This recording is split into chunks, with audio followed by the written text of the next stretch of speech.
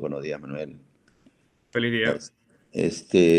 Señores estudiantes del programa de doctorado de ambas menciones, hoy día vamos a tener un invitado. Su nombre es Manuel Amarista. El doctor Amarista es biólogo de profesión de la Universidad Pedagógica Experimental Libertador Alberto Escobar en Venezuela. Él tiene una maestría en ciencias de la Universidad de Montpellier en Francia en el año 97 y tiene un doctorado en el Instituto Osvaldo Cruz de Pernambuco, Brasil. Su doctorado es en salud pública y él prácticamente visto tiene un largo y productivo currículum. Entre otras cosas, en el lado académico, él ha sido profesor de metodología de la investigación para el Ministerio de Salud de Venezuela del 2011 hasta el 17 y el 2018 al 20 ha sido coordinador de proyectos relacionados con el VHI que lidera el doctor Gotuso de la Universidad Cayetano Heredia. A partir de 2020 ha hecho cursos georreferenciales en salud en la Facultad de Medicina Veterinaria de la Universidad Peruana Cayetano Heredia. Y actualmente tengo datos de que él es ahora coordinador de investigación y responsable de la Oficina de Promoción a la Titulación de la Facultad de Medicina Veterinaria y Zootecnia de la Universidad Peruana Cayetano Heredia y tiene una innumerable publicación relacionada a eso. Y su nombre me fue referido por colegas de la Facultad de Medicina Veterinaria y Zootecnia de la Cayetano. Y yo lo he invitado y yo creo que nos va a ser de gran ayuda realmente en estos estadios iniciales del programa de doctorado. Por favor, Manuel, comienza ya tú. En este momento es tuya toda la presentación, Manuel. Gracias por nuestra invitación. Gracias. Gracias por la invitación y bueno, para mí es un placer compartir con ustedes mi experiencia en relación a la parte de metodología de la investigación y en las diferentes áreas en las cuales he tenido que incursionar. Les comento que he trabajado en el área de la salud pública humana y recién estoy incursionando en la salud animal, ¿no? La salud pública animal. En relación al curso, ¿no? Me gustaría conocer un poco qué tienen como propuesta sobre su trabajo de investigación. Si ya han definido alguna idea. ¿Habrá alguien, por favor, puede participar de ambos grupos, por favor? Si me permite, doctor Rosario. Sí, Dionisio, Sí. adelante. Adelante. Bueno, en el caso mío, bueno, yo soy médico veterinario, ¿no?, de la Universidad Nacional Pedro Regallo, medicina veterinaria. Por el momento todavía no tengo definido yo mi tema. Bueno, yo soy docente de la Facultad de Veterinaria. ¿Quién habló? ¿José, Raúl? Pedro estuvo adelante, por favor, Okay. José, un ratito. Ajá. Pedro John, tuviste... ¿Qué tal, mis estimados doctores? Muy buenos días. Feliz día. Hola, ¿qué tal? Doctor, yo tengo una pregunta. El detalle es que mi tema de tesis es inoculación con líquido ruminal en etapas de terneros, en terneros en tempranas edades, con estrategias para optimizar el proceso de destete en sistemas lecheros. El detalle es que este trabajo se lo ha hecho en parte de Venezuela y se lo ha hecho en parte de Costa Rica. El detalle es que se está a favor o, no, o se está en contra de la réplica. Aquí en mi país se lo ha hecho en la parte alta, en Quito, en la capital, pero acá donde yo vivo, en Esmeraldas, nunca se lo ha hecho. Entonces, yo entiendo que las réplicas en ocasiones no son buenas, pero también sí son necesarias. ¿Por qué? Claro. Porque las respuestas de Venezuela o cualquier otro país o cualquier otra ciudad son muy diferentes a las que yo estoy acá. Acá estoy yo hasta a 10 metros sobre el nivel del mar. La alimentación es de otro tipo para los animales e inclusive para las otras regiones son muy diferentes. Entonces, ¿estamos a favor o no estamos a favor? ¿La podemos hacer o no? Ahora otra cosa, el número también de animales. Son 4 tratamientos experimentales con 80 terneros. Es mi pregunta, mi doctor. Gracias. Ajá. En relación a lo que planteas, habría que verificar cuáles son las variantes que se van a incorporar en el estudio que va a plantear, porque eso haría que el trabajo tenga un mejor nivel y además pudiera generar nueva información, ¿sí? Allí está una clave. Si hay variantes con respecto al nivel altitudinal, si hay variantes con respecto a las razas, si hay variantes con respecto al bioclima, es completamente viable hacer eso. Lo cierto es que ya esos países son un referente a la hora de establecer la discusión, ¿sí? Fíjense, ustedes no me lo están preguntando, pero cuando yo comencé a hacer la tesis doctoral, la primera pregunta que yo me hice, ¿cómo voy a plantear un trabajo de investigación sobre un tema de salud que tiene más de 100 años de investigación? ¿Cuál fue? Esa fue la primera reflexión que yo hice. La segunda reflexión estuvo orientada a buscar, identificar las novedades.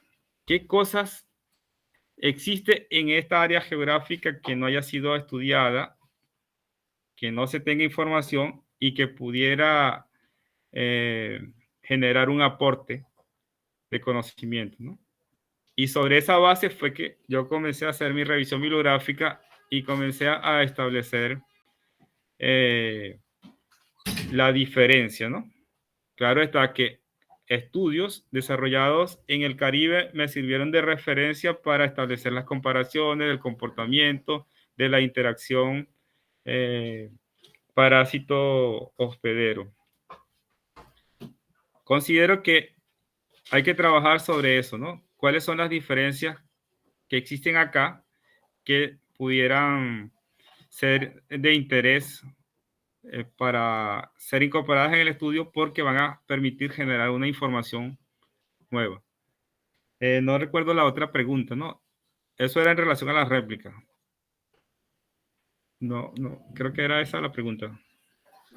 Doctor, sobre el respecto sobre el número de animales que son 80. El otro puntito aquí es, fíjense, una experiencia que yo tuve evaluando un fármaco llamado praziquantel, que ustedes seguro lo conocen, sobre ratones de laboratorio de una cepa que ahora no recuerdo el nombre, que fueron infectados con una dosis de parásitos. Y bueno, el asunto es que uno a nivel experimental trata de tener una muestra representativa, pero en el caso de no tener la posibilidad de tener una muestra representativa, lo idóneo sería tener varias réplicas para poder ver el comportamiento de las réplicas y ver si esa relación causa-efecto se está manifestando de la misma forma en las diferentes réplicas.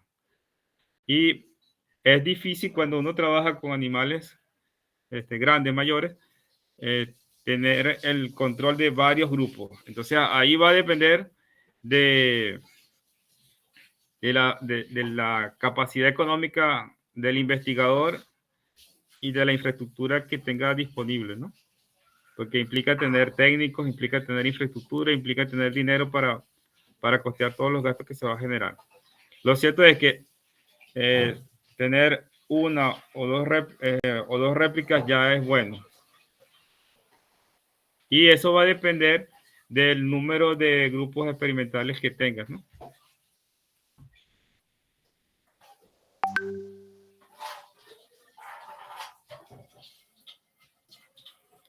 Sí. ¿Había otra pregunta? Hernán. Quedo agradecido, mi doctor. Muchísimas gracias. A la orden siempre. Doctor, buenos días. Una Buenos días. consulta. Mira, yo tengo quiero hacer un trabajo de investigación diferente, no mucho ligado al laboratorio, ni de repente al experimento, ¿no? Quiero dar respuesta a una pregunta en mi zona. Yo vivo en Cajamarca. Ajá. Cajamarca, en Perú tenemos 3 cuencas lecheras importantes, ¿no? Es Cajamarca, Arequipa, Lima. Nosotros hace como 6 o 7 años éramos la tercera cuenca lechera, pero ahora somos la primera cuenca lechera. Ajá. Entonces la pregunta viene, ¿por qué se ha pasado a ser la primera cuenca lechera? Conociendo que el promedio de producción no ha mejorado, estamos en 6 litros, el promedio regional. El Ajá. promedio nacional también es 6 litros, pero sin embargo ahora somos la primera cuenca lechera. Claro. Entonces, han pasado varios años y no hay una explicación. Yo quiero dar explicación a eso y también a otra variable que siempre estamos viendo, es cada vez los predios se hacen más pequeños. En cada generación se vienen las herencias y se van dividiendo. Entonces ya tenemos predios de 1 hectárea, 3 hectáreas, 5 hectáreas, 8 hectáreas, ¿no? Y las producciones están cambiando. Algunas ya se están transformando de ganadería lechera, está pasando a crianza de cuyes, otros están yendo a la opción de cabras lecheras y así. Entonces, lo que yo quiero determinar es en cuál de estas producciones es rentable en función del número de animales y en función de la producción total. Yo quiero tomar como referencia el punto de equilibrio. Yo lo voy a enfocar un poco más a la parte económica. Entonces yo Claro. necesito determinar, creo que tengo que hacer encuestas, ¿no? Por las diferentes categorías según el tamaño, estoy pensando, determinar los costos, ¿no? Y usar el punto de equilibrio para expresar la rentabilidad según el tamaño, pero el punto de equilibrio me da como respuesta tanto en este caso en ingreso en soles y en número de animales. Y me dirá, pues no, si es que con 1 hectárea de repente es más rentable criar cuyes, con 4 hectáreas será de repente más rentable criar ovejas o cabras de leche, o con 10 hectáreas ganado lechero. Esa pregunta me la hacen siempre en campo y no tengo yo una referencia. Entonces, mi pregunta es, ¿qué tipo de investigación, qué tipo de método yo utilizo para llegar a hacer esta investigación? En ese caso, primero hay muchas variables allí inmersas, ¿no? Y hay varias preguntas de investigación. No hay una, sino hay varias. Entonces, si nos ponemos a detallar, no tendrías una tesis, sino varias tesis. Yo me parece que deberías definir exactamente lo que quieres y puedes responder. Y eso va en función de la información que esté disponible. Por ejemplo, si estamos hablando de la rentabilidad de los predios, hay información para identificar esas variables que pudieran estar vinculadas o asociadas a la rentabilidad. ¿Cuál sería? Sí. Sí, INEI, en su censo último que hubo en Senado, lo tiene por categorías, el número de predios según tamaño. Lo que sí nos falta acá sería determinar cuáles son los costos, ¿no? Y cuáles son los ingresos. Y eso tendría que hacerlo yo a través de encuestas para sacar esos datos. Ese sería un trabajo inédito, porque no se ha hecho un trabajo igual acá. Justo como usted hablaba, ¿no? Del punto de vista horizontal, transversal, de la repetición de datos. Este trabajo sería inédito. Claro, claro que es viable. Lo que hay que definir exactamente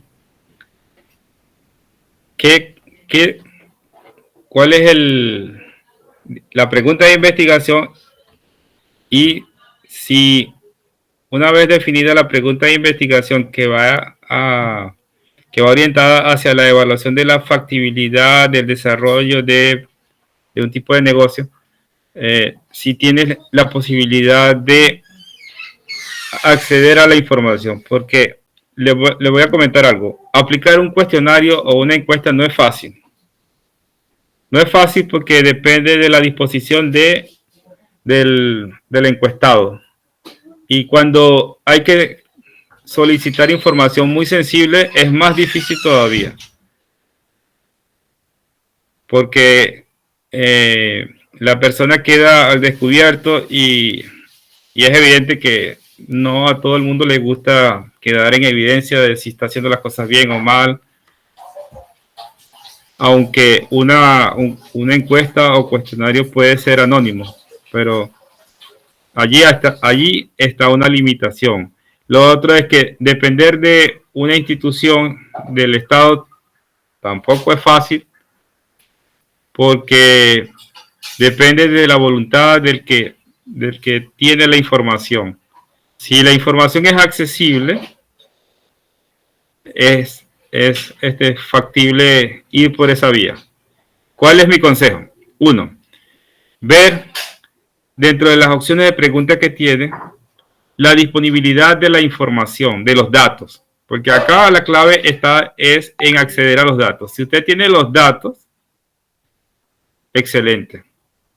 Porque puede seguir pensando en acceder a esos datos, en revisar los datos y a partir de allí plantear el diseño de un cuestionario, de una encuesta.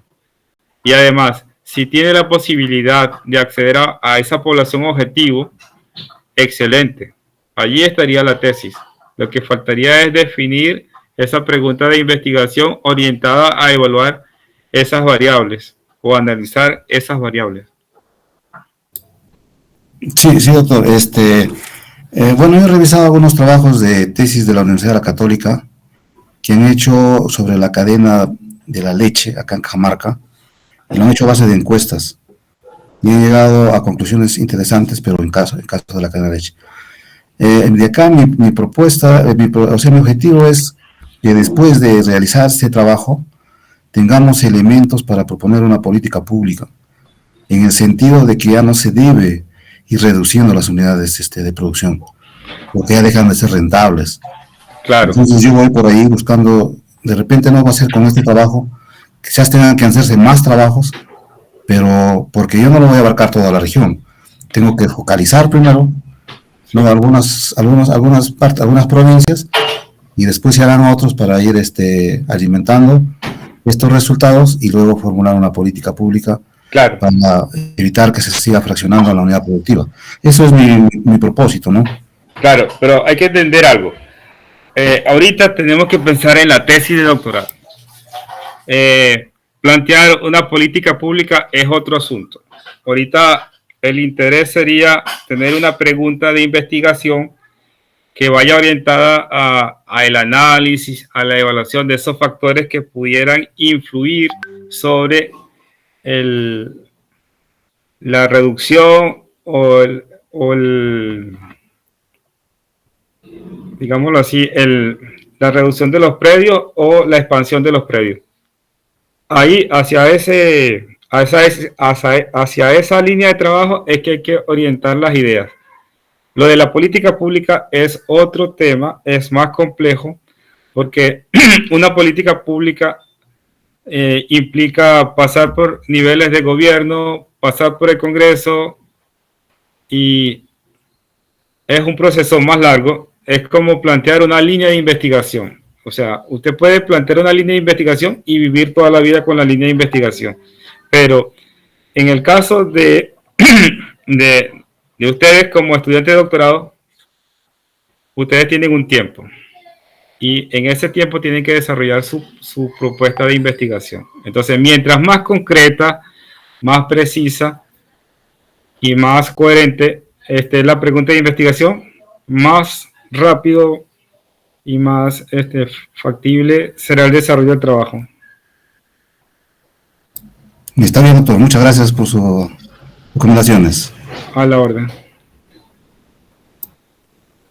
A ver, José. José Tineo y luego Carlos Bellido. Ok, muchas gracias. Doctor, yo tengo dos cuestiones bien amplias para usted. Ajá. Y quería, por favor, que me diga con toda sinceridad, lo que le voy a comentar son dos realidades aquí en la zona, no sé, en otros países, hablamos de Perú. ¿Qué opina en su opinión muy personal? Yo tengo una duda si es ético o no. Las tesis tienen dos partes, una parte, yo lo veo de esa forma, ¿no? Una parte teórica y una parte experimental o práctica. Y en el mercado nos ofrecen por redes sociales, empresas, en producir todos estos trabajos. Y yo no sé, incluso en las noticias vemos políticos o personas conocidas que han hecho uso de estas fuentes, de estas empresas, y yo quería saber si eso es ético, eso es normal, es legal, debería usarse en cierta parte o definitivamente no. El doctorado, la persona que está llevando el doctorado tiene que hacer desde la parte estadística, dominarla, o tiene que ver un apoyo estadístico de una persona dedicada a la estadística.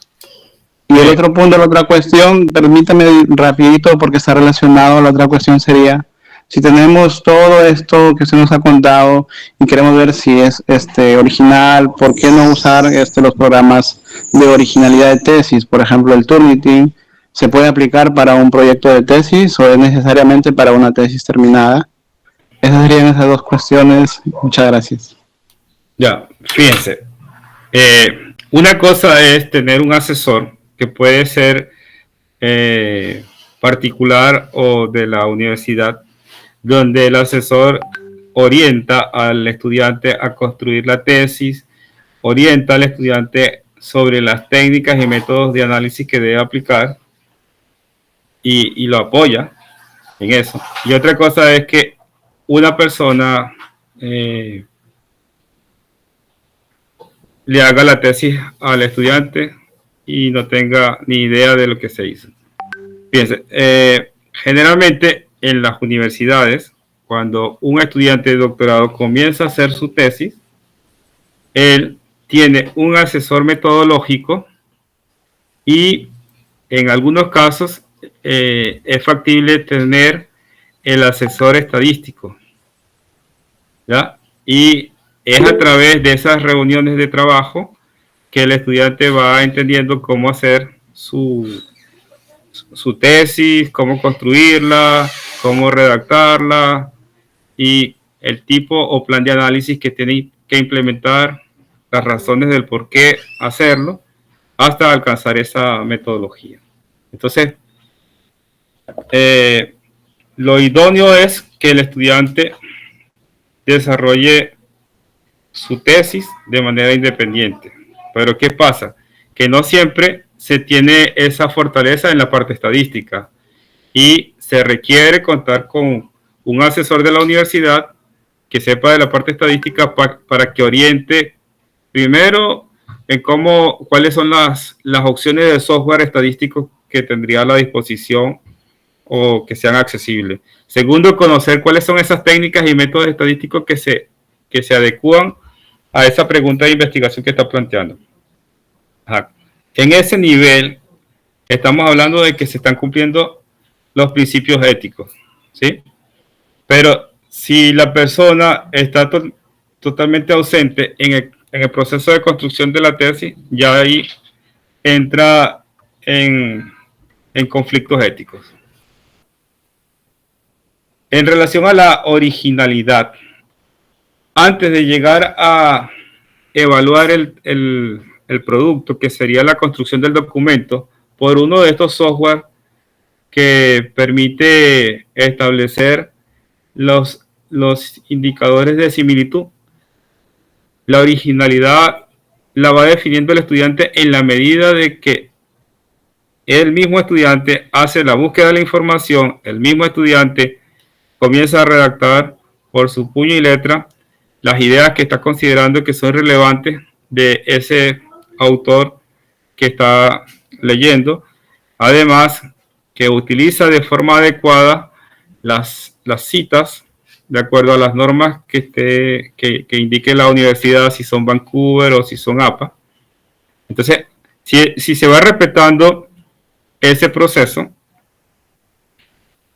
una vez que pasa el documento por este tipo de software, el porcentaje o el coeficiente de similitud debería estar por debajo de 20%, que es lo que generalmente se establece como recomendación para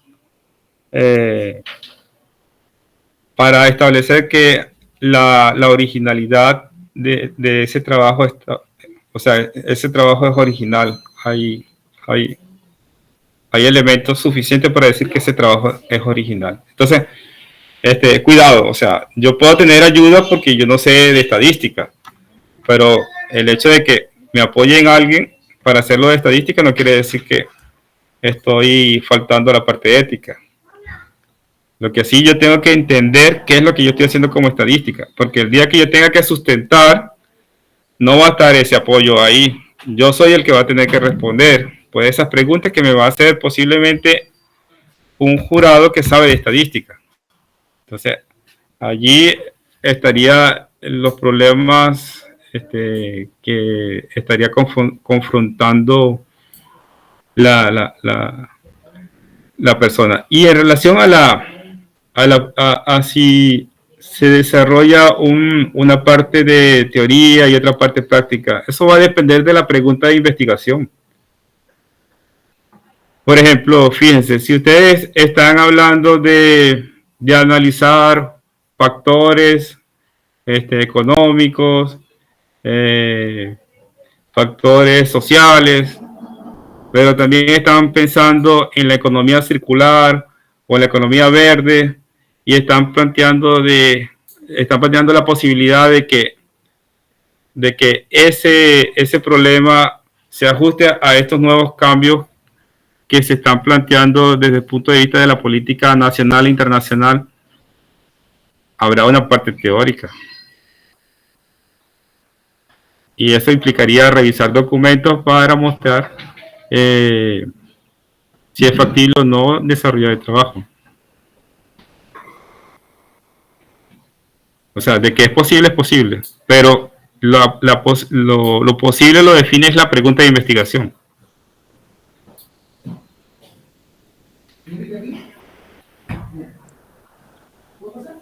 A ver, Gracias, doctor. A la orden. Carlos Bellido te tiene una pregunta, a ver, precisa, por favor, Carlos. Gracias, muy amable. Muy buenos días, compañeros. Buenos días, doctor Raúl. Buenos días al doctor Manuel Alexander.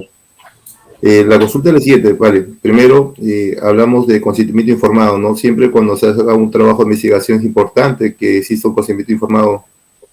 Los comités de ética de investigación exigen, por ejemplo, sobre todo cuando si dentro de lo que vamos a trabajar hay influencia de humanos, o sea, de personas, sobre todo si hay niños o adultos mayores, tiene que haber consentimiento informado, sí o sí. Sí. Entonces, ahorita, por ejemplo, si uno quisiera hacer un trabajo de influenza aviar, que es una realidad, no un virus que ha ingresado al Perú, yo quiero ir a una granja como San Fernando, como por ejemplo La Calera, yo tengo que tener consentimiento informado si quiero sacar algún reporte de información, si ellos tuvieran algún caso de influenza aviar. Entonces, el tema es bien delicado, porque si no hay consentimiento informado, yo no podría coger esos datos o esa información de estas empresas, ¿no? Entonces es como, y otro aporte que quería explicarle, explicaba sobre Vancouver. Nosotros, en el caso de las universidades en ciencia de la salud, nos exige lo que sea Vancouver, lo que es la SUNEDU, y lo que es para derecho, administración, APA 7. Pero ya hay un estatuto que, o sea, por nosotros, nuestro trabajo tiene que ser en ciencia de la salud con el BOR, utilizando lo que es el Vancouver, en el Perú, ¿no? Ya, ese es un poquito de aporte, y la consulta es la siguiente. Hemos sacado adelante un trabajo de investigación en nuestra Universidad Privada San Juan Bautista. Tenemos la suerte de contar con dromedarios y camellos, y hemos hecho un trabajo muy bonito sobre lo que es la adaptación al ecosistema cálido del departamento de Ica. Entonces, hemos logrado la reproducción con nivel de progesterona, etcétera. Y ahorita estamos sacando adelante un trabajo nuevo para también tratar de tener una misión, ser un poquito más, tratar de sacarlo para un continuo, ¿no? Tipo la revista que mencionaba usted, tipo Scopus, ¿no? En la revista Animals. Entonces es sobre los hemoparásitos en dromedarios, pero con uso de PCR, para darle más fuerza. La consulta es la siguiente: nosotros tenemos en total 20 animales, ¿no? Entonces, a veces cuando uno lee un artículo, pues, de Europa, las muestras que tienen, pues, son por el número, y la parte económica, el número de animales, pues, son 160, 200, y da una confiabilidad del 95%, y casi cuando uno lo lee estos artículos, resaltan, o sea, como que van contando la historia y la pone más emocionante por el número de animales, ¿no?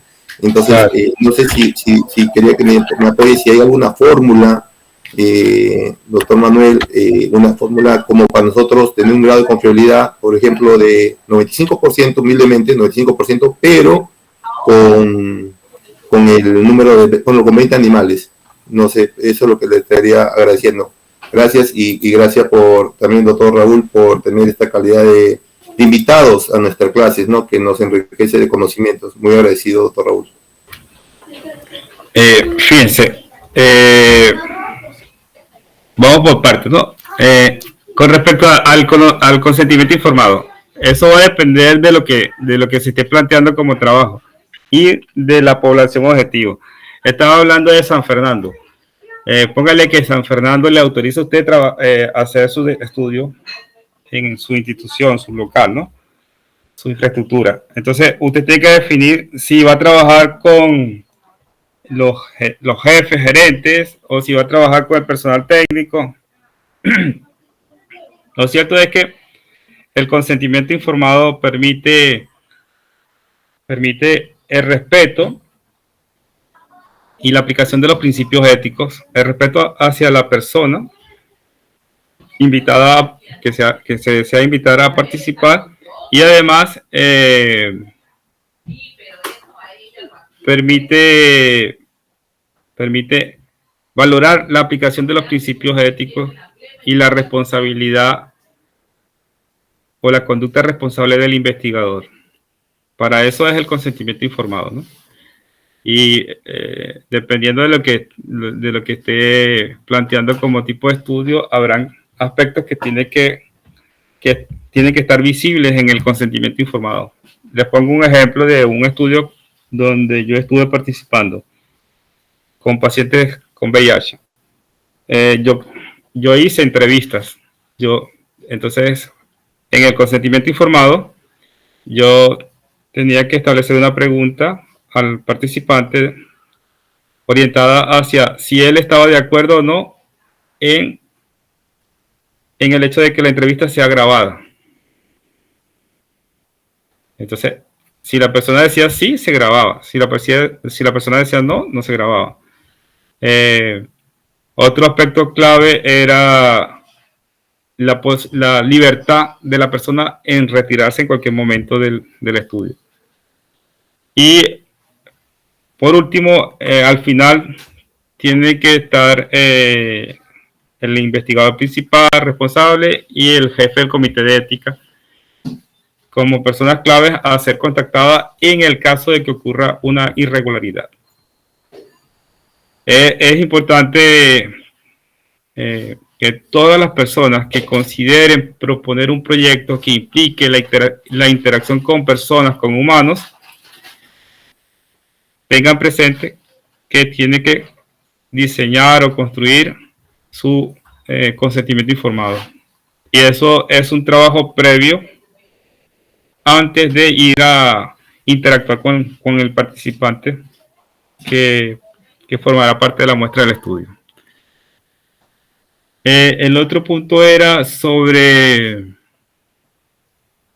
¿Me recuerda? El sistema para hacer los trabajos de ciencia de la salud, el Vancouver, y para lo que es derecho, administración, el APA. Claro, eso depende de la universidad. Realmente allí el criterio lo establece la universidad. Lo cierto es que, como recomendación, si bien ahorita ustedes están comenzando, es importante que ustedes conozcan los gestores de información. Llámese Mendeley, Sotero, ¿Por qué? Porque una vez que ya tienen instalado ese software en su máquina, ustedes pueden pasearse por diferentes normas de citación. Y ya sería más fácil hacer los cambios. Es algo que se hace automático. No sería tan traumático como hacerlo manualmente, ¿no? De que ya hice hice el documento y apliqué las normas Vancouver. Y resulta ser que ahora la universidad me está planteando que el documento o el proyecto lo tengo que presentar en APA. Eso es realmente doloroso, porque el trabajo que da es tremendo. Entonces ahí yo les aconsejo de que busquen las normas, la guía de normas o el manual de normas antes de comenzar a construir el documento. Pero si tienen que usar una norma u otra, no hay problema, porque eso es parte del quehacer científico, ¿no? Lo cierto es que hay que saber cuál es la que van a usar antes de comenzar, porque si no van a tener mucho trabajo. ¿Y cuál era la última pregunta? Si me recuerdas. Cuando uno realiza un trabajo de investigación o uno empieza a querer parafrasear artículos, y uno, bueno, sabemos que el 95% de información está en inglés, solamente un 5% está en español, y lo que está en español es de hace 10 años, 12 años, bien antiguo. Entonces, uno ve artículos, por ejemplo, ¿no? En vacas lecheras, y yo quiero saber el examen bromatológico de la calidad de leche de las vacas de Cora.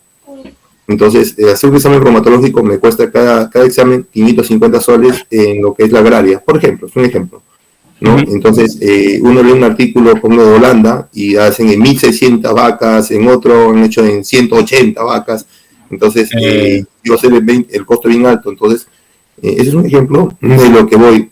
Cuando yo ahorita estamos sacando adelante en hemoparásitos, en dromerarios.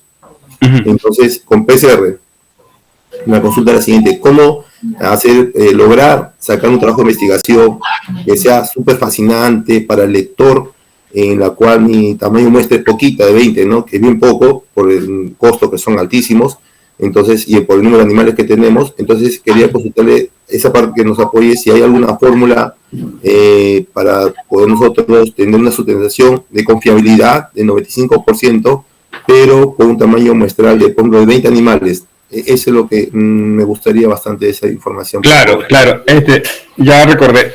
Bien, en relación a eso, fíjate, que el tamaño de la muestra, nuevamente, o la fórmula que voy a aplicar para el cálculo del tamaño de la muestra, va a depender del tipo de estudio, de pregunta de investigación, ¿sí? Por ejemplo, en los estudios experimentales, va orientado a la evaluación del efecto puede ser de un fármaco, ¿no? O a comparar grupos. Pero ¿qué pasa? Que el factor dinero es determinante para definir si yo tengo capacidad para controlar o tener un mayor número de animales que participen en el experimento que estoy planteando o diseñando. Si eso sería una limitante. Pero si, póngale que yo no tengo problemas con respecto al dinero y a la infraestructura, ¿qué es lo que yo tengo que conocer? La población. Si yo tengo la información de la población, yo puedo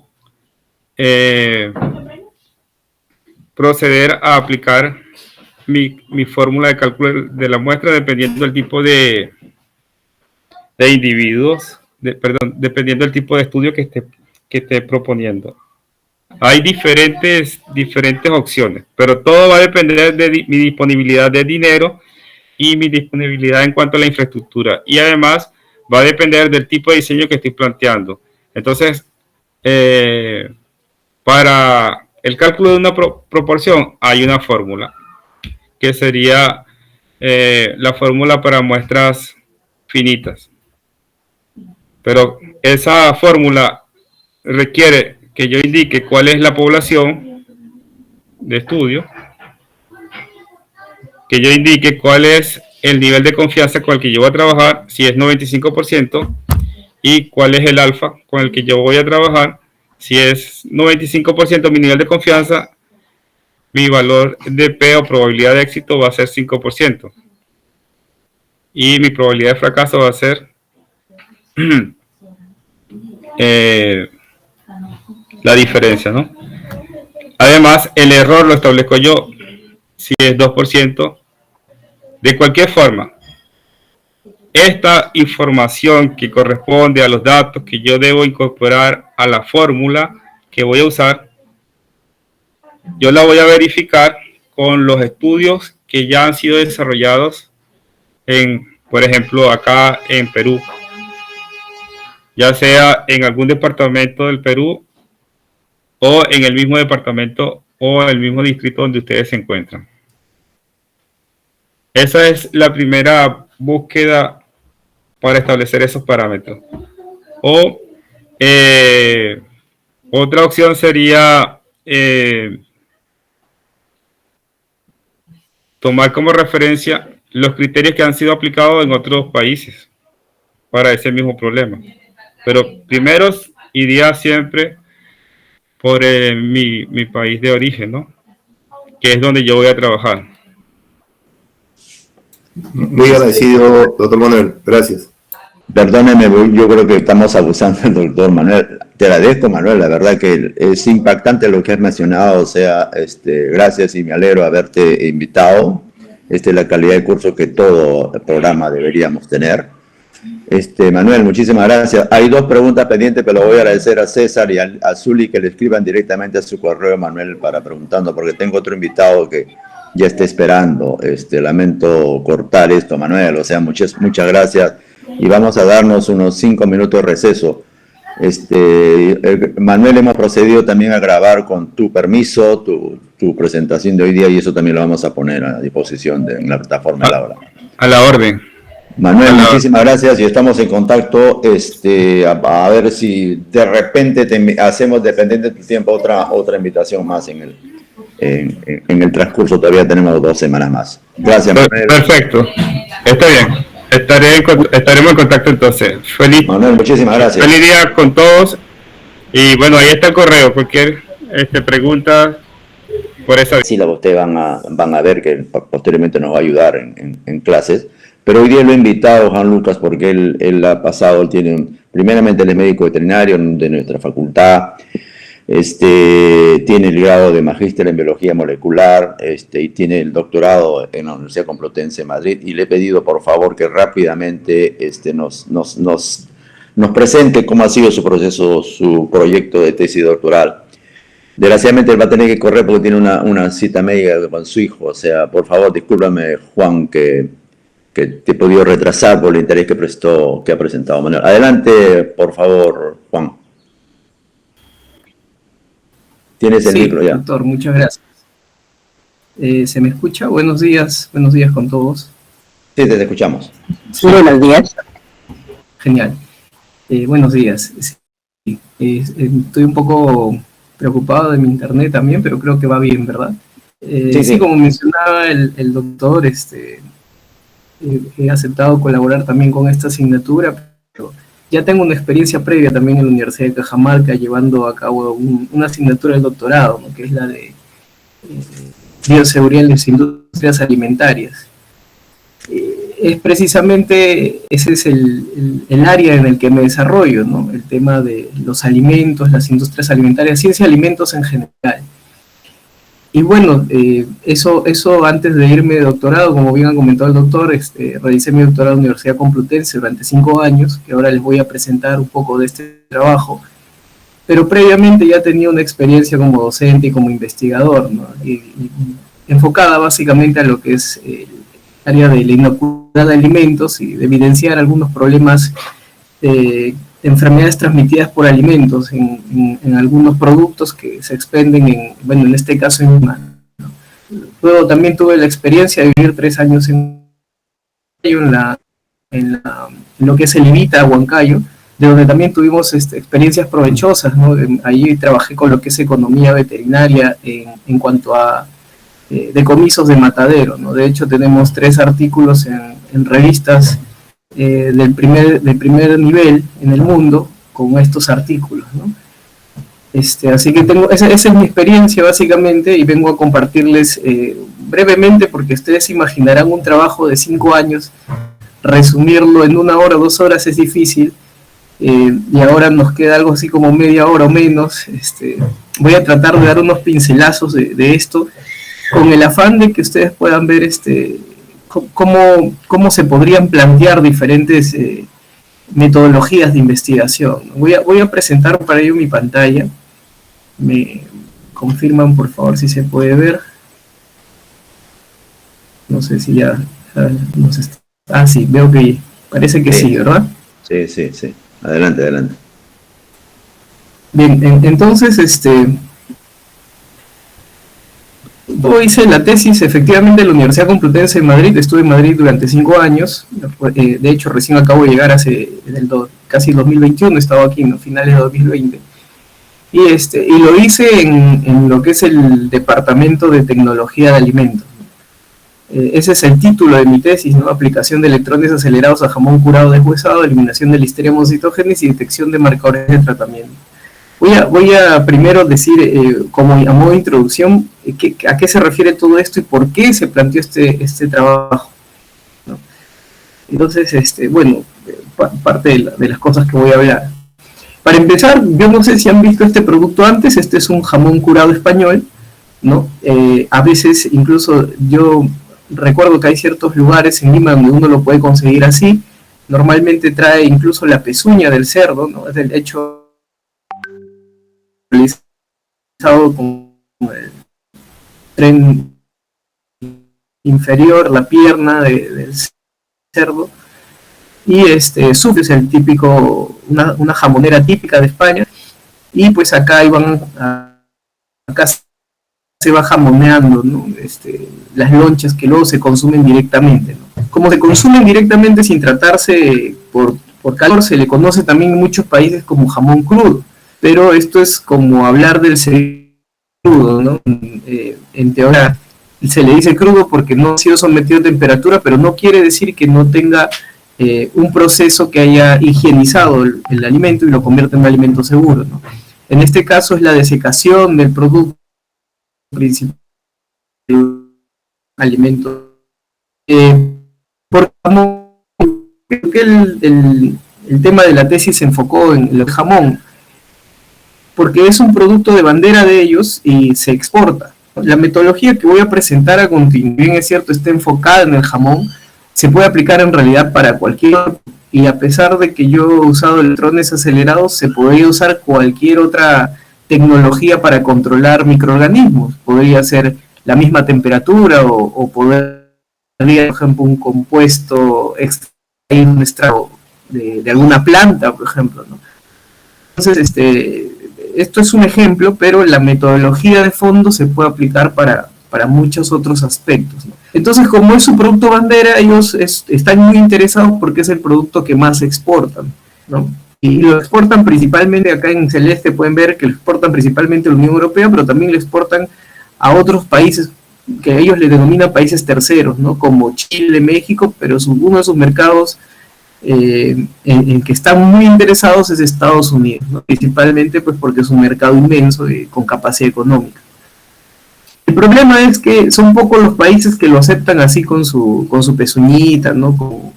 Con la presentación que les mostré al inicio de la presentación, ¿no?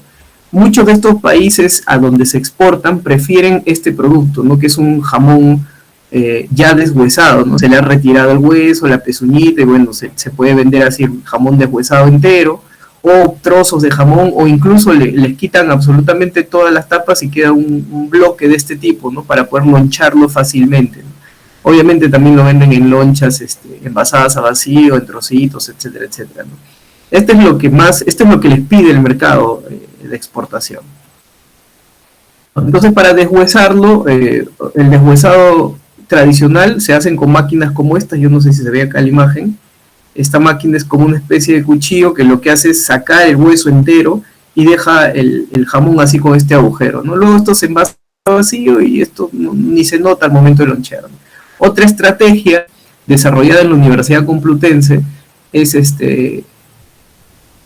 utilizar pieza ya sin hueso, utilizar la pieza sin hueso, utilizar ligantes en frío para que se vuelva un solo bloque y luego someterla al proceso convencional. Y también tienes un jamón deshuesado, pero no desde el producto final. ¿Por qué? ¿Qué ventajas tiene esto? Porque ustedes imaginarán que aquí se pierde un poco el producto final, ¿no? Y el producto final ya es un producto caro por todo el proceso que ha recibido, ¿no? Mientras que aquí quizás se puede perder un poco de carne que todavía no recibe este proceso, con lo cual es más económico, ¿no? Entonces se imaginarán que para hacer este agujerito, al quitarle el hueso, hay un riesgo de contaminación.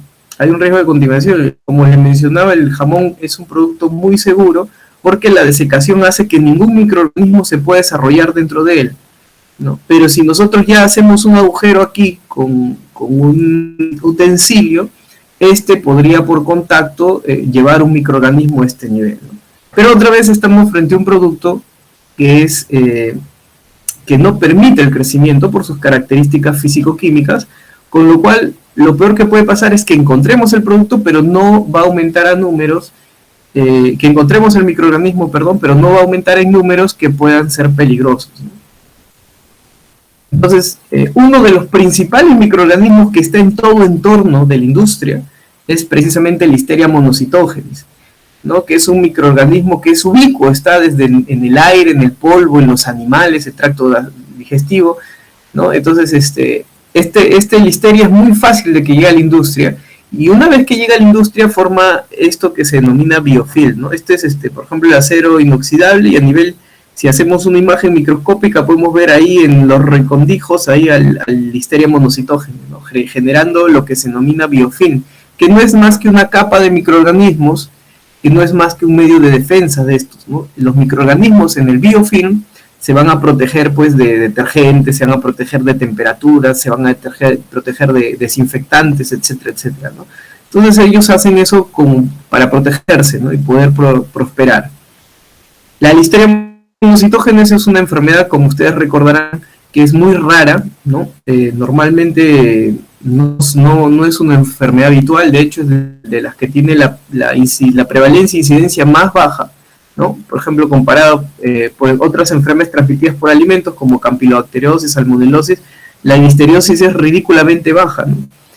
El problema es que, de hecho acá hay algunos números para que ustedes los comparen, ¿no? Entre los más importantes como Salmonella y Campylobacter, pues estamos entre 64 casos por cada 100.000, por ejemplo, versus 0,47 casos, ¿no?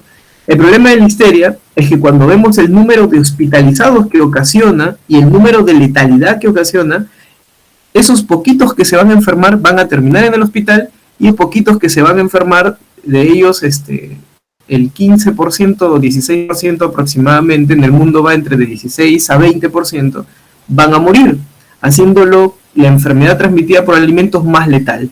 La menos frecuente, pero la más letal, ¿no? Entonces, estos son los alimentos principalmente implicados en la transmisión de listeria, pero la listeriosis no le va a dar a todas las personas tampoco, ¿no? Solo le va a dar a las personas que tengan el sistema inmune disminuido, ¿no?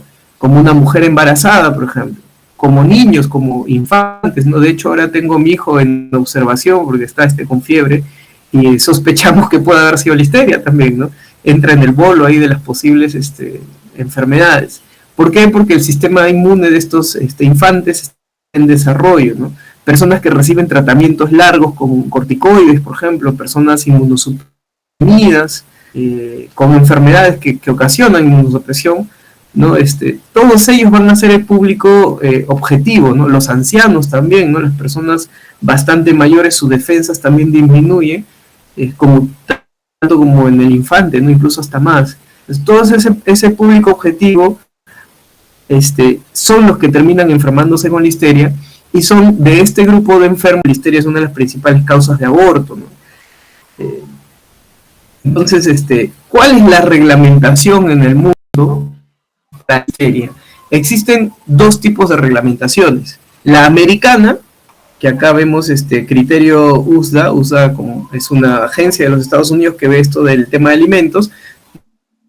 Entonces, ellos su criterio microbiológico es que para ningún alimento puede haber listeria. Ausencia en 25 gramos significa no hay microorganismos en el alimento, no se puede evidenciar la presencia de microorganismos en el alimento. Esto normalmente es aplicable en algunos países como Estados Unidos. En nuestro país también se aplica el mismo criterio, y muchos países satélites de Estados Unidos aplican este criterio. China está aplicando actualmente este criterio, pero en el resto del mundo se hace una diferenciación.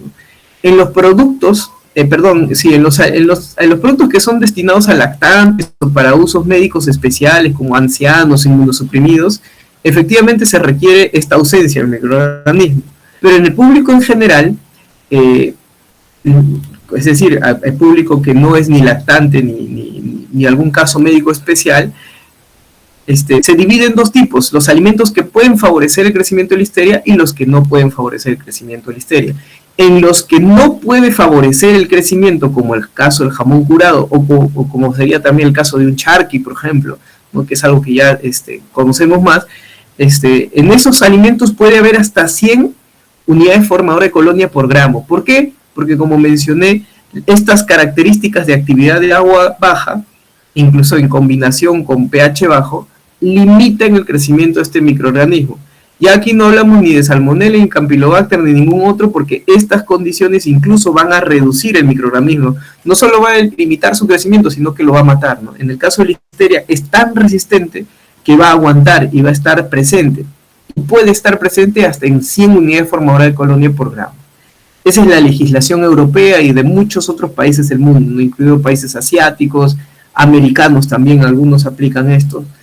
Y entonces, esta diferenciación en la legislación, lo que ha producido es que haya una limitante comercial, ¿no? Imagínense, si en Europa en algunos productos puede haber hasta 100 unidades formadoras de colonia por gramo, y en Estados Unidos no puede haber ninguno, esto ocasiona una barrera comercial, ¿no? Un producto que puede ser vendido tranquilamente en Europa, no puede ser vendido en Estados Unidos porque no cumple con este requisito, ¿no? Seguramente que esto les suena de mucho porque a nosotros nos pasa todo el tiempo, ¿no? Tenemos este tipo de barreras comerciales con diferentes países del mundo, ¿no?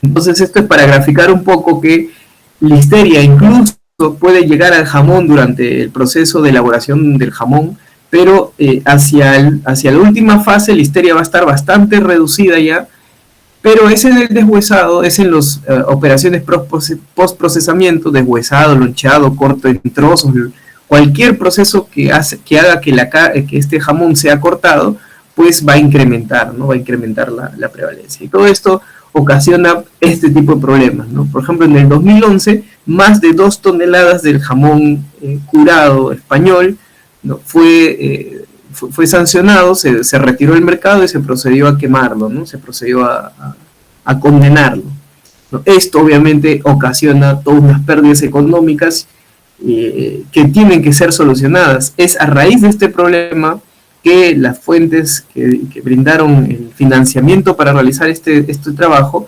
plantean a las universidades, a los institutos, que brinden alguna posible solución. Y en el caso de la Complutense, la posible solución estuvo en la irradiación de alimentos. Solamente para recordar brevemente, la irradiación de alimentos, la más común, la más conocida es la radiación gamma, ¿no? Que incluso tenemos aquí en el Perú, tenemos un irradiador, una planta de irradiación que utiliza radiación gamma. Menos común es la de los rayos X, que es la radiación gamma confrontada con una placa que libera electrones, que son electrones acelerados, y cae el producto. El problema de hacer todo esto es que se pierde energía en este proceso de impactar rayos gamma sobre una placa y directamente generarlos por electricidad, ¿no? Electrones acelerados generados por electricidad que tienen esta misma función de irradiar productos. Entonces, en el caso de alimentos, estas son las las cantidades de energía que son permitidas para irradiar alimentos, ¿no? Yo, por ejemplo, utilicé electrones acelerados, podemos usar hasta máximo 10 megaelectronvoltios, ¿no? Que es una dosis bastante baja, en realidad un nivel energético bastante bajo.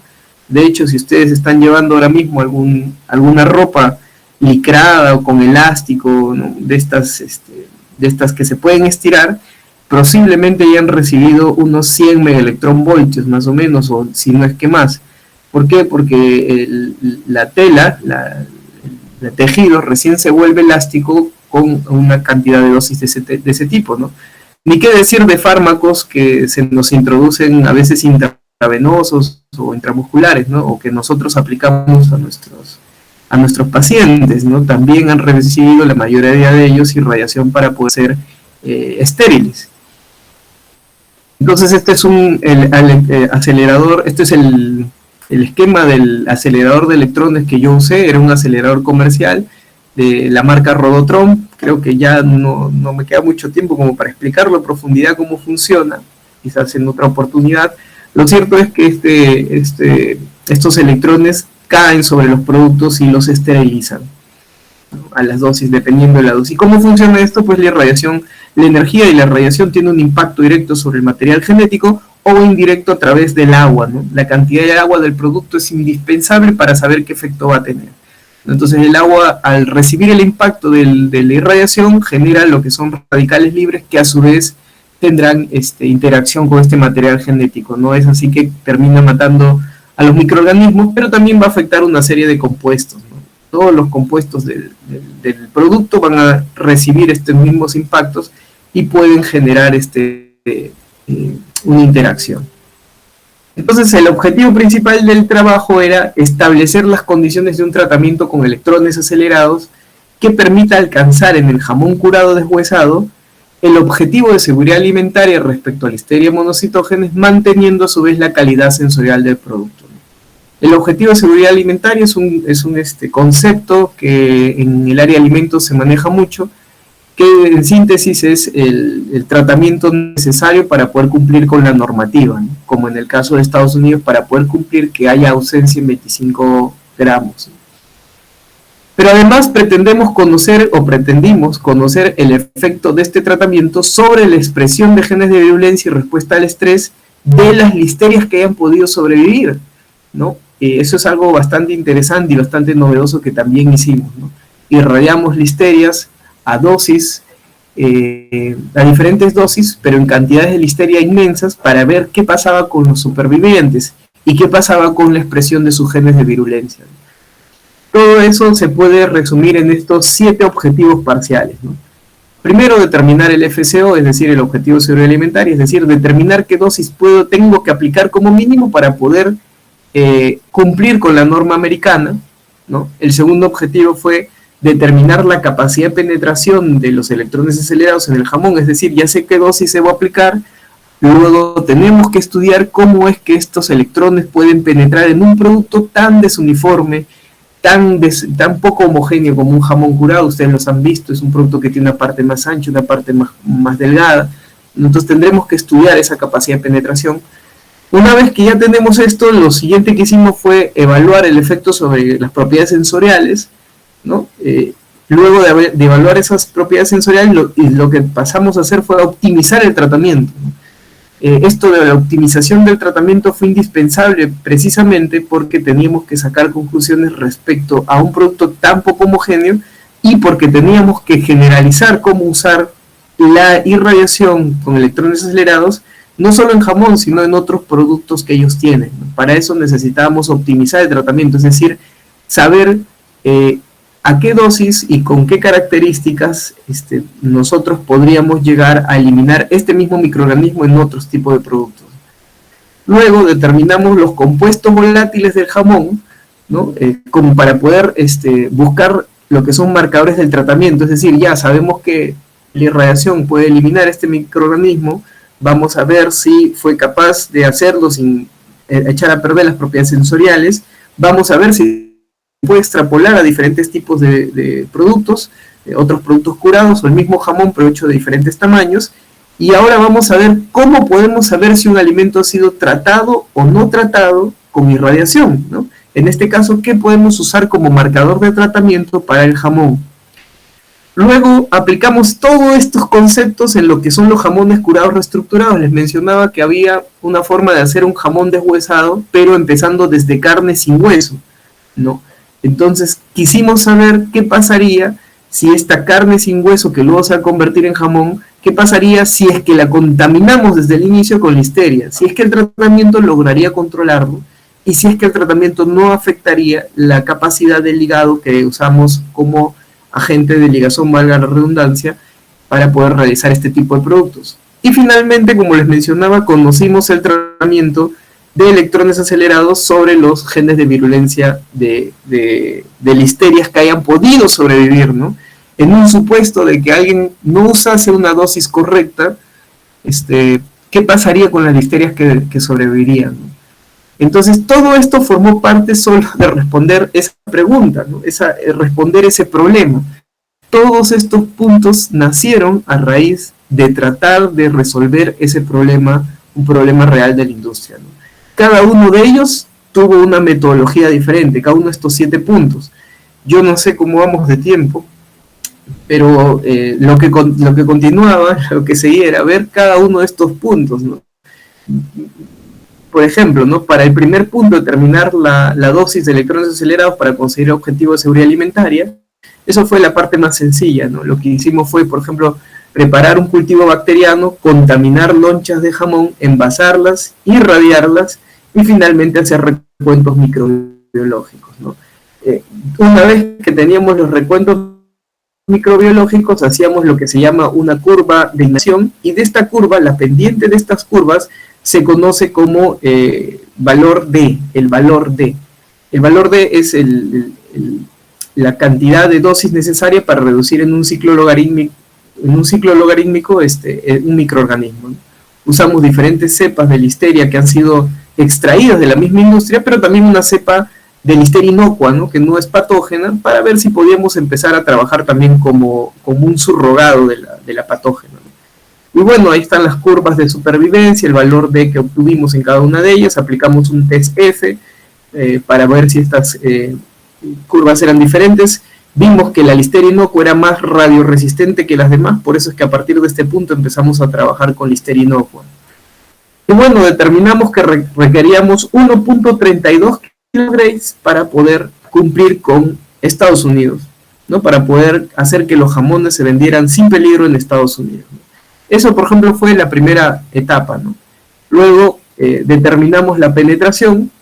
Para eso, pues, lo que hicimos fue primero sacar bloques del jamón, bloques así de este tipo, que a su vez los cortábamos en 3 partes y poníamos dosímetros en las superficies y lo irradiábamos con 2, 4 y 6 kilogramos a ver qué pasaba, ¿no?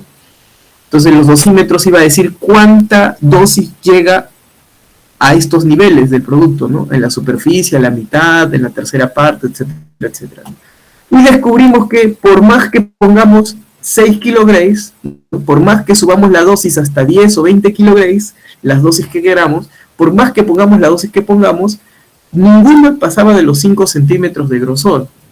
Es decir, no se trataba de un tema de dosis de irradiación, sino de grosor de producto, ¿no? No penetraba el producto, la irradiación no penetraba el producto, ¿no? Entonces lo que hicimos fue, ¿y por qué hay esta pequeña?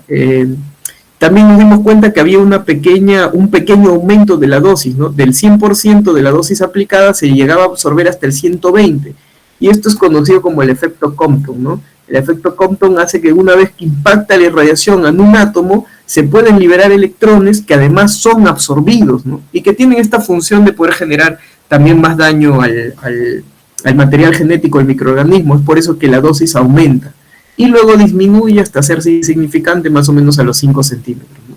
Entonces tuvimos que resolver este problema. El planteamiento fue aplicarlo bilateral, es decir, lo poníamos al jamón, lo irradiábamos por una de sus caras y luego le damos la vuelta y lo volvíamos a irradiar pero por la otra cara, ¿no? Y vimos que haciendo ese manejo, pues las dosis llegaban a todo el producto más o menos de forma pareja, ¿no? Entonces eso fue otra etapa que nosotros descubrimos. A continuación de eso tratamos de comprobar que efectivamente la dosis llegaba, ¿no? Entonces, ¿cómo hicimos eso? Pues agarramos un jamoncito, lo partimos a la mitad, lo llenamos de bolsitas con lonchas contaminadas con listeria a dosis altas, la volvimos a tapar y le irradiamos, pero le irradiamos bilateralmente, es decir, le irradiamos por un lado, luego le dimos la vuelta y le irradiamos por el otro. Si lo que acabamos de descubrir en el paso previo era cierto, pues todas estas lonchas habrían reducido los microorganismos hasta los niveles esperados, y efectivamente eso es lo que encontramos, ¿no? Se redujeron de 2,39 a 6 unidades logaritmo de unidad formadora de colonia por gramo, es decir, cumplimos con el objetivo de seguridad alimentaria de Estados Unidos, y las dosis que los dosímetros recibieron iban desde 1.47 hasta 3 kilogramos, ¿no? Es decir, en todo caso, en todos los dosímetros, en todos los puntos del jamón, ¿no?, se llegaba a la dosis necesaria, ¿no? Sin embargo, como vemos, en algunos incluso recibían un poco más, ¿no?, hasta 3 kilogramos. Habíamos dicho que lo mínimo que requería era 1,37, ¿no?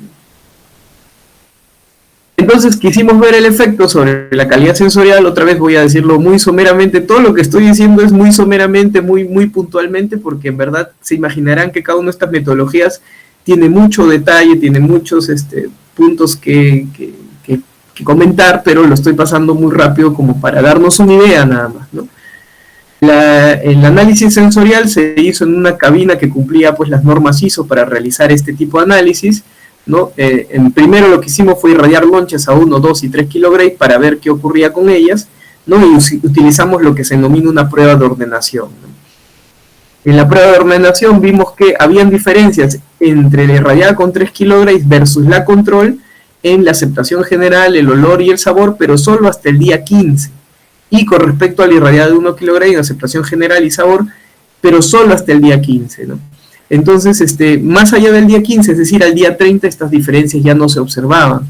Y las dosis, como bien mencionó, la dosis que requeríamos era 1,37, la dosis necesaria no producía cambios sensoriales. Entonces, hasta aquí, aparentemente ya habíamos resuelto el problema, ¿no? Pero ahora faltaba ver qué pasaba en un taco real, ¿no? Es decir, en un taco de jamón, es decir, una parte de jamón que tuviera el grosor más pequeño, porque si se dan cuenta, si es más pequeño el grosor, la irradiación impacta por acá, la irradiación impacta por el otro lado, y en el centro se puede acumular dosis tan altas como las que vimos hace un momento, ¿no? Como 3 kilogramos.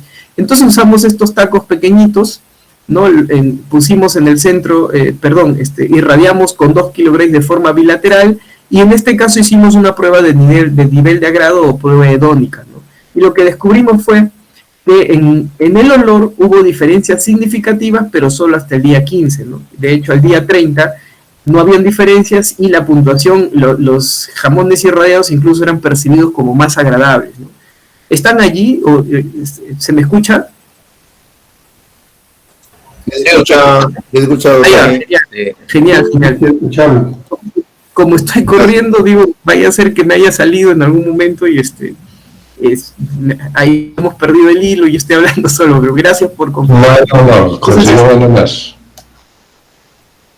Quise escuchar. Gracias, muchas gracias. Todos estos ensayos que he mencionado hasta este punto, el de obtener el objetivo de seguridad alimentaria, el de ver la penetración y el ver la calidad sensorial, fueron recogidos en este artículo, ¿no? Ya lo pueden encontrar, está publicado desde el 2019, ¿no? Que es control de Listeria monocitógenes en jamones deshuesados mediante tratamiento de electrones acelerados, ¿no? De hecho, es open access, ¿no? Esta revista no es necesario pagar, te la retiene durante un año, y después de ese un año puede verla cualquiera, ¿no? Ustedes pueden ver ahí se recogen todas estas pruebas con más detalle de las que hemos hablado. Luego había que optimizar el tratamiento, ¿no? Para optimizar el tratamiento lo que hicimos fue hicimos dos análisis. El primero fue, ¿qué pasaría si a un jamón, digamos, del tamaño normal, le ponemos lonchas contaminadas, ¿no? Le ponemos los dosímetros, lo reensamblamos y lo tratamos con 2 kilogramos bilateral, pero hacemos dos grupos, uno que tenga menos de 7 centímetros, es decir, muy pequeñito, y otro que tenga más de 7 centímetros. Al de menos de 7 centímetros, ¿qué tal si no le aplicamos 2 kilogramos bilateral, sino solo uno? Alcanzaremos también el objetivo de seguridad alimentaria, y efectivamente eso es lo que hicimos, ¿no? Estos son los recuentos. como mínimo obtuvimos unas 2.7 reducciones decimales, ¿no? Que lo mínimo que se requerían eran 2.3, ¿no? Porque si aplico 1.37 kilograms, las reducciones que obtendría son 2.5, algo así. Entonces, aplicando 1 kilogramo bilateral en jamones pequeñitos, también alcanzaba el objetivo de seguridad alimentaria, ¿no? Bueno, y en los grandes confirmamos que efectivamente los 2 kilogramos bilateral eran suficientes para alcanzar la seguridad alimentaria, ¿no? Este pequeño trabajo también está recogido en este artículo, que también pueden encontrarlo ya, ¿no? Que es el grosor del jamón curado es un factor limitante para su higienización mediante electrones acetatos. Luego dijimos, necesitamos hacer un modelo matemático con el cual saber exactamente desde qué tamaño podemos irradiar con qué dosis, ¿no?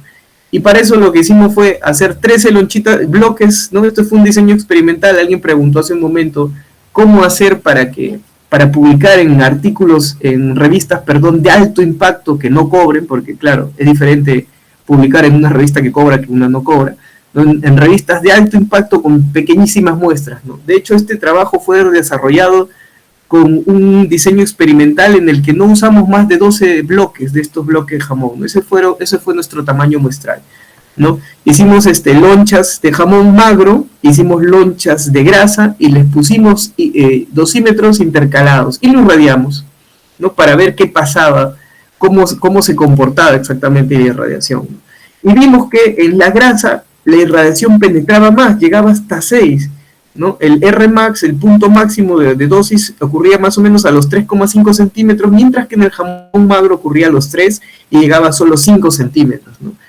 Esto quisimos ver qué tanta era la influencia de la grasa, y lo que hicimos ahora fue bloques combinados, ¿no? 12 lonchas de jamón y una de grasa, 11 lonchas de jamón y 2 de grasa, 10 lonchas de jamón y 3 de grasa, ¿no? Y esto lo irradiamos bilateralmente, ¿no? Recibió una dosis por este lado, los volteamos y recibió la segunda dosis para simular lo que estábamos proponiendo como el tratamiento del jamón. Y lo que obtuvimos después de analizar los datos fue un modelo matemático, ¿no? Un modelo matemático que constaba de dos partes, de una ecuación y de un Gomperz modificado, ¿no? Que es un modelo matemático bastante conocido, el Gomperz modificado, ¿no? Entonces, al aplicar a los datos experimentales esta ecuación matemática, este modelo, ¿no? Lo que nos dimos cuenta, bueno, estos son un poco de las variables que ahora no vale mucho la pena hablar de ellas, no las variables de la ecuación, pero al aplicar el modelo, en estos puntos negros ustedes pueden ver los valores reales que se obtuvo en el dosímetro, y en la línea pueden ver la que predijo el modelo. Como se ve casi en todos, en la mayoría de ellos, el modelo fue capaz de predecir, ¿no? Con exactitud, pero hubieron puntos en donde la cuestión veíamos que podía cambiar, ¿no? Entonces volvimos a modelizar los datos, pero esta vez considerando qué pasarían diferentes, en este caso fue diferentes profundidades del jamón, que son este valor del eje X, y en el eje Y vimos las dosis absorbidas, pero esta vez a diferentes grosores de la grasa, ¿no? ¿Qué pasaría si tuviera 5 milímetros de grasa, nada más el grosor, cosa que es imposible, pero supongamos que el jamón podría tener 5 milímetros de grosor de grasa? Vimos que no se alcanzaba el objetivo de seguridad alimentaria, ¿no? En realidad el objetivo de seguridad alimentaria se alcanza más o menos a los 25 milímetros de grosor de grasa. El jamón normalmente tiene 30 a más. Entonces vimos que efectivamente el grosor influenciaba en la penetración. También vimos qué pasaría si el jamón tuviera diferente tamaño, ¿no? Si tuviera diferente grosor. Y nos pusimos en el peor de los casos, si solamente tuviese 10 milímetros el grosor de grasa, y vimos pues que en jamones de 10 centímetros de grosor no alcanzábamos, en 90 centímetros de grosor no alcanzábamos, pero en 90 milímetros, perdón, pero en jamones de 80 milímetros, es decir, de 8 centímetros de grosor, en adelante hacia atrás podíamos alcanzar el objetivo de seguridad alimentaria, es decir, podíamos lograr reducir listeria, ¿no? Y obviamente si aumentábamos el tamaño de grasa a lo normal, que es decir, a los 3 centímetros de grosor de grasa, veíamos que desde los 9 centímetros ya de grosor del jamón podíamos ya alcanzar eliminar a todo el listerio, ¿no? Esto, como lo dije, se hizo con 12 modelos experimentales, con 12 muestras, y fue publicada en una gran revista, ¿no? Es una de las que estoy más orgulloso quizás, ¿no? Innovative Food Science and Emergency Technology, en el área de alimentos es de las 5 primeras, ¿no? Y está publicado, también no se puede pagar por esta revista, ¿no? Existe un Open Access que se puede pagar, pero no, en el caso nuestro no pagamos, ¿no? De hecho, quizás no van a poder leerlo de forma abierta, ¿no? Tendrían que estar suscritos o tendrían que estar, sus instituciones tendrían que pagar para poder observar este artículo, ¿no? Bueno, lo de los compuestos volátiles, igual, aplicamos la irradiación a lonchas envasadas a vacío, aplicamos 0, 1, 2 y 10 kilograms y determinamos por microextracción utilizando un cromatógrafo de gases con espectrometría además acoplada, ¿no? Determinamos que primero que estos eran los diferentes compuestos que se producían en el jamón, irradiado y no irradiado, ¿no? Los compuestos volátiles son todos esos compuestos que se generan por cambios bioquímicos en el jamón y que les dan el olor característico. ¿Y por qué no el sabor? Porque recuerden que el sabor está determinado 80% por el aroma del producto, ¿no? Y estos aromas principalmente los dan al compuestos volátiles, ¿no? Y determinamos que habían productos que desaparecían tras la irradiación, acá lo vemos, habían productos que desaparecían tras la irradiación, y habían productos que aparecían solo irradiados a altas dosis, como 10 kilograms, y habían productos compuestos que aparecían irradiados desde, por ejemplo, 1 o 2 kilograms. Entonces, propusimos estos marcadores de tratamiento. Este es el único artículo que está dando vueltas, todavía no se publica, está en proceso de publicación. Yo le tengo mucha fe, seguramente ya estar publicado próximamente, pero esto es lo que conseguimos, ¿no? También propusimos cómo determinar si el jamón había sido irradiado o no, mediante estos marcadores de tratamiento, mediante estos compuestos volátiles. El siguiente paso fue determinar qué pasaba en un jamón que había sido reestructurado, ¿no? Para eso reestructuramos modelos de jamón, ¿no? Cortamos una carne de cerdo fresca. Este es plasma en polvo que se utiliza para hacer estos jamones reestructurados.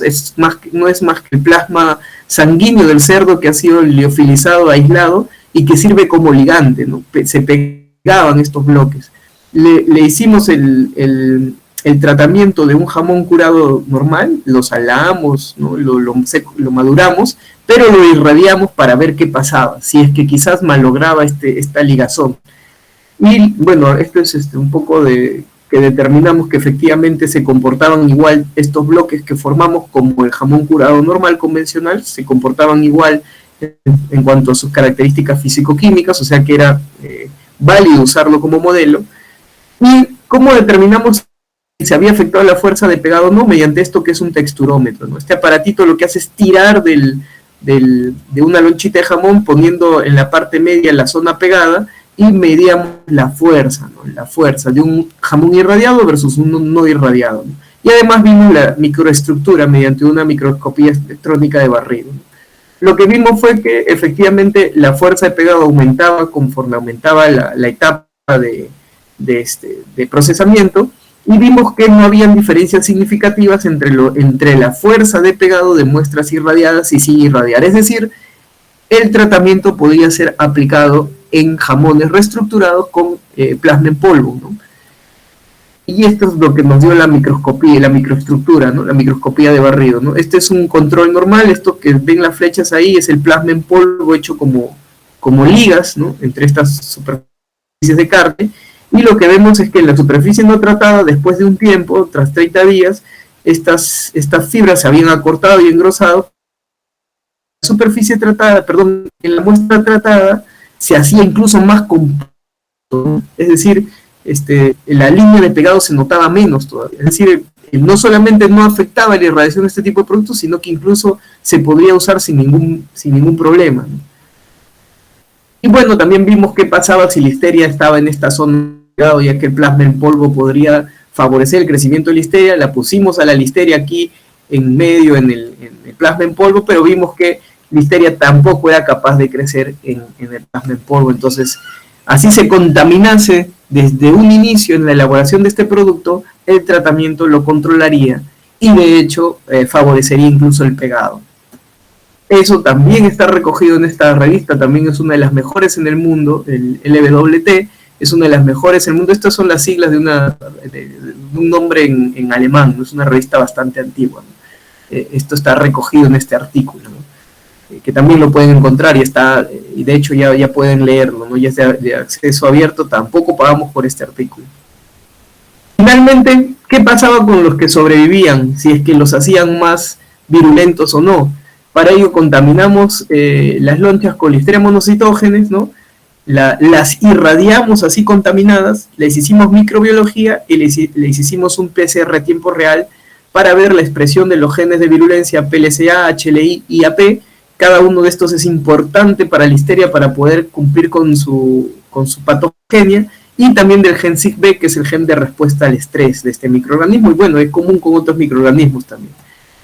Entonces vimos que microbiológicamente lo que esperábamos, ¿no? La Listeria se mantenía más o menos estable a través del tiempo, y en la expresión génica absoluta detectamos que habían ciertos cambios, pero en general no había mucha influencia del tratamiento.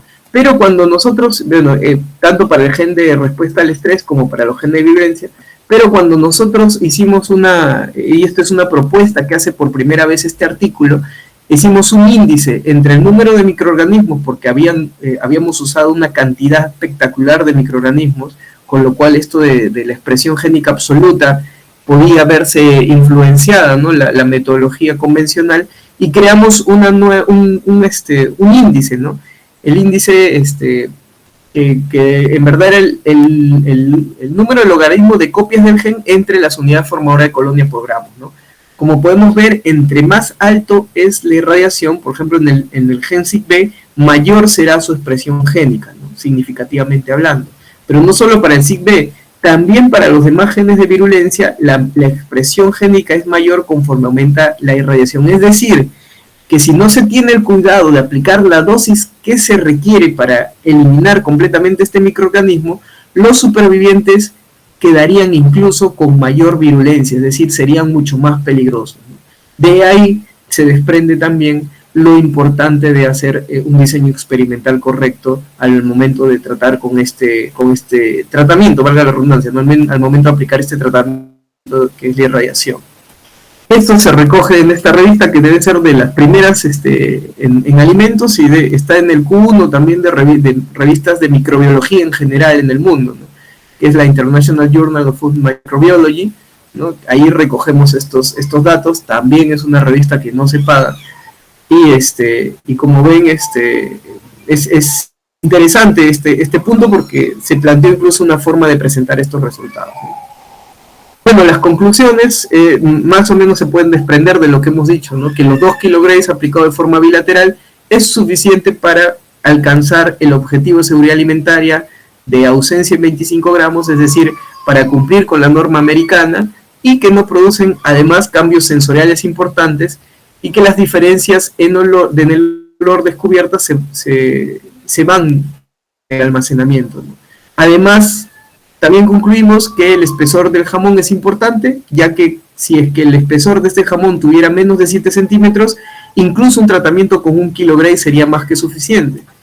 También concluimos que la capacidad de penetración de los electrones acelerados es mayor en la parte grasa que en la parte magra del jamón. También concluimos que hay 18 compuestos que se pueden usar como marcadores del tratamiento. Concluimos también que este tratamiento puede ser aplicado a jamones que han sido reestructurados con plasma en polvo, y finalmente concluimos que puede aumentar la expresión génica de respuesta al estrés y factores de virulencia si es que no aplicamos un tratamiento adecuado que no permita la supervivencia de este microorganismo. Y eso fue más o menos el trabajo, ¿no? Como ustedes verán, fueron 5 años de trabajo, es bastante extenso. Se tuvieron 7 capítulos y se tuvo varios productos interesantes. Carlos, te estás levantando la mano, por favor, te escucho. Gracias. Primero, felicitarte, doctor Raúl, ¿no? Por su ponencia. Y la consulta es la siguiente: quería saber si esa tecnología tenemos en Perú. Uno, y dos es, quiero sacar adelante un trabajo de investigación, con respecto, tengo un alumno que es de Cora, en la cual su familia tiene vacas lecheras, y quiero identificar la composición nutricional de la leche de ganado vacuno en la ganadería de Cora, Perú, en el año 2023, sería el título. Entonces, yo quisiera saber si acá, en Perú, ¿dónde me recomendaría, yo soy de Ica, dónde me recomendarías enviar esta muestra de leche para que me haga un examen bromatológico y poder comparar sus componentes nutricionales, por ejemplo, con un estándar de la Gloria, para saber qué es lo que le faltaría y poder ayudar, ¿no? Porque al final es para el consumo humano. Eso te estaría agradecido. Gracias. Qué interesante esto que planteas. Son pocos los trabajos que existen en realidad en nuestro medio que utilizan o que caracterizan los productos específicos de un área geográfica, ¿no? Porque lo que estás haciendo, lo que estás planteando es una caracterización de la leche de esa zona.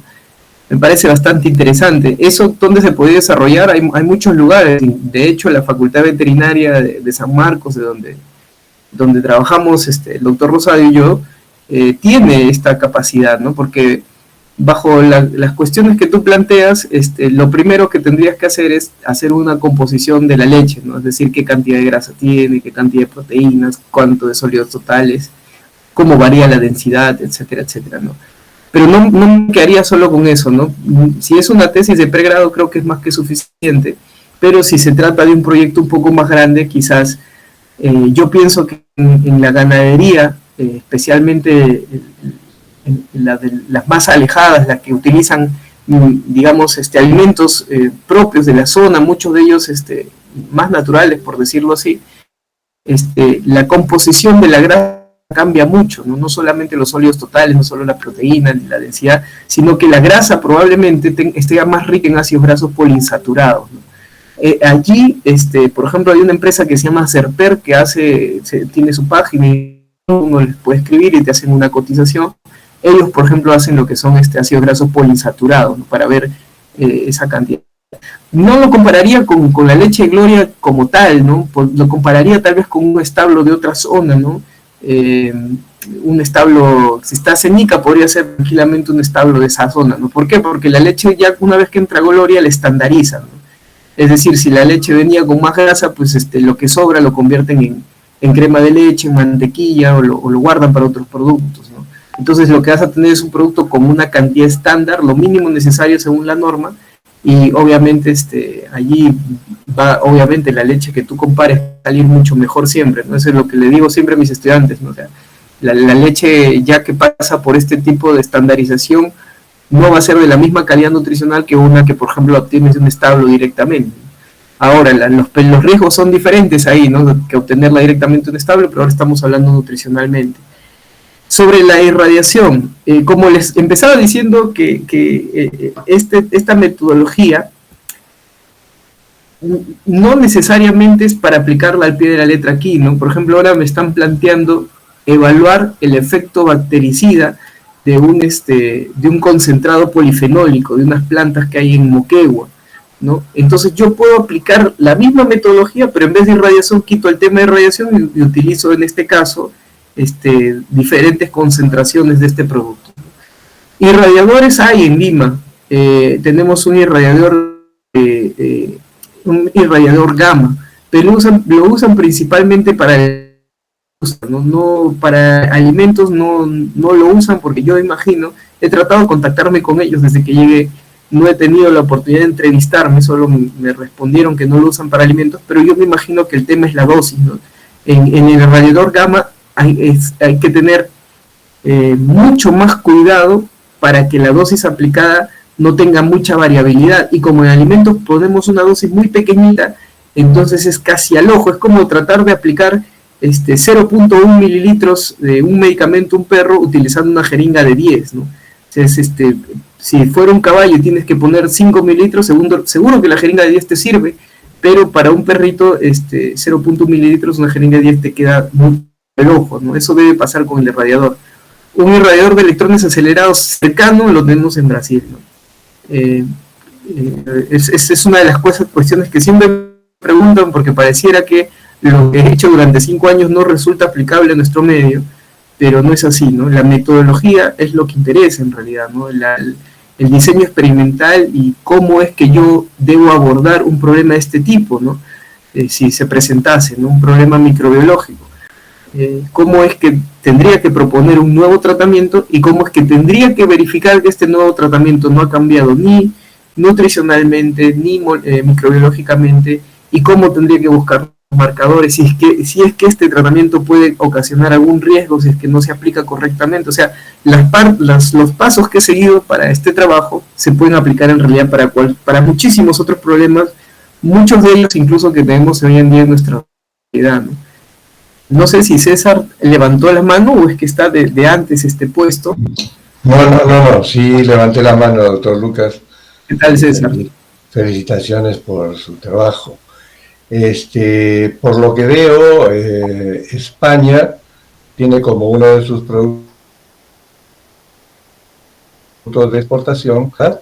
Eso Sí. es lo que, por eso entiendo que eso fue lo que motivó que ustedes hicieran este trabajo. Lo que me llama la atención es que sea por contaminación por listeria. Es que hay una prevalencia alta de listeriosis en este tipo de jamones. No, como lo mencionaba hace un momento, hay una contaminación alta de listeria en todos los productos procesados en el mundo. ¿Por qué? Porque la listeria es ubicua y está en todos lados. Y en especial en los productos agrícolas y productos de ganadería. Entonces, si tú tienes una industria donde haces algún producto que utilice materia prima vegetal o animal, al momento de introducir tu materia prima, ten por seguro que estás introduciendo listeria. Y listeria tiene un superpoder, como les digo a veces a mis estudiantes, ¿no? Que es formar este biofil. En este biofil se protege listeria. Entonces, hay obviamente industrias en las que favorecen más la formación de biofil, ¿no? Los de origen animal, los lácteos, los cárnicos, efectivamente favorecen más lo que es la formación de biofil. Y es ahí donde empiezan a haber problemas, ¿no? En general se puede encontrar en cualquier industria. Sus biofilm incluso son difíciles de atacar. El problema es, o más dicho, la salvedad es que si por ejemplo se te mete una producción, no sé, de jamonada, por ejemplo, la jamonada recibe un tratamiento térmico y normalmente el producto pues sale inocuo, ¿no? Una mermelada de algún producto, de alguna fruta, lo mismo, ¿no? Al momento de concentrar recibe un tratamiento térmico, ¿no? El problema está en los productos que no reciben tratamientos térmicos o en los productos que son estériles o que salen, digamos, inocuos, higienizados por el tratamiento del calor, pero luego se menudean, ¿no? Ya sea en lonchitas, en cuadraditos, se cortan de alguna forma, ¿no? Entonces allí se está metiendo listeria. ¿Y qué pasa si se mete listeria en este tipo de productos? Normalmente no pasa nada, ¿no? Está presente, pero en cantidades que no causan enfermedad en la mayoría.